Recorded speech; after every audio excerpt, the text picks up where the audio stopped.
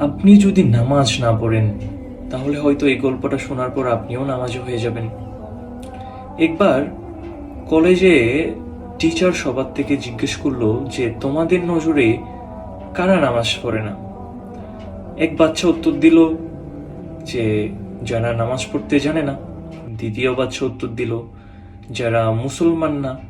তৃতীয় বাচ্চা উত্তর দিল যে যারা মারা গেছেন। এবং চতুর্থ বাচ্চা উত্তর দিল যে যারা আল্লাহকে ভয় পায় না, নাউজুবিল্লাহ। এইটা শোনার পর আমি নিজেকে প্রশ্ন করলাম যে আমি কেন নামাজ পড়ি না? কি আমি মুসলমান না? না। তাইলে কি আমি নামাজ পড়তে পারি না? না, এটাও না। তাইলে কি আমি এতই বড় হয়ে গেছি যে আমি আল্লাহকে ভয় পাই না? নাউজুবিল্লাহ, এটাও না। তাহলে কি আমি মারা গেছি? না, এটাও না। এরপরেই আমি রিয়ালাইজ করলাম এবং নামাজ পড়া শুরু করলাম।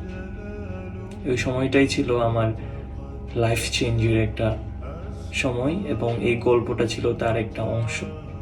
সালাম আলাইকুম।